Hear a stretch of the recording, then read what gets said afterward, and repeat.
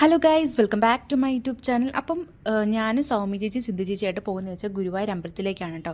പോയിട്ട് വന്നതിന് ശേഷമാണ് എനിക്ക് മനസ്സിലായത് ഒരു ബഡ്ജറ്റ് ഫ്രണ്ട്ലി യാത്രയാണെന്ന്. ഞാൻ ഫസ്റ്റ് ടൈമാണ് വീട്ടിൽ നിന്നല്ലാതെ ഇങ്ങനൊരു യാത്ര പോകുന്നത്. കാരണം ഇവർ കണ്ടിന്യൂസ് എല്ലാ മന്തും പോകുന്നവരാണ്.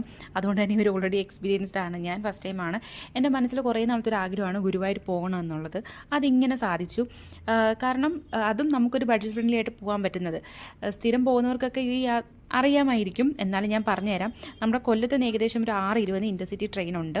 അതിനകത്ത് പോയി കഴിഞ്ഞാൽ ഏകദേശം 100 രൂപയാണ് നമ്മുടെ ടിക്കറ്റ് ചാർജും കാര്യങ്ങളൊക്കെ വരുന്നത്. ഏകദേശം ഒരു 12-12:30 ഒക്കെ ആകുമ്പോഴത്തേക്ക് തൃശ്ശൂർ റെയിൽവേ സ്റ്റേഷന് വരും.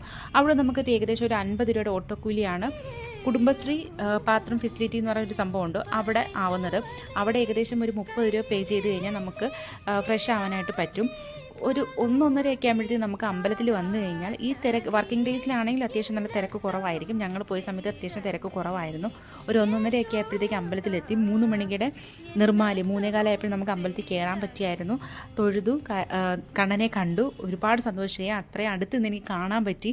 കുറേ നാൾക്ക് ശേഷമാണ് ഞാൻ അമ്പലത്തിൽ പോകുന്നത്. അപ്പോൾ എനിക്ക് പോയത് ഒരുപാട് സന്തോഷമായി. തിരിച്ച് നമ്മൾ ഏകദേശം ഒരു 5 മണിക്കുള്ള ട്രെയിനാണ് കയറിയത്. 5-5:30 ട്രെയിനുണ്ട്, രാവിലത്തെ ട്രെയിനാണേ. അപ്പോൾ നമ്മൾ കൊല്ലത്തൊരു ഏകദേശം 12 മണി കഴിയും 12:15 ആകുമ്പോഴത്തേക്ക് എത്തും.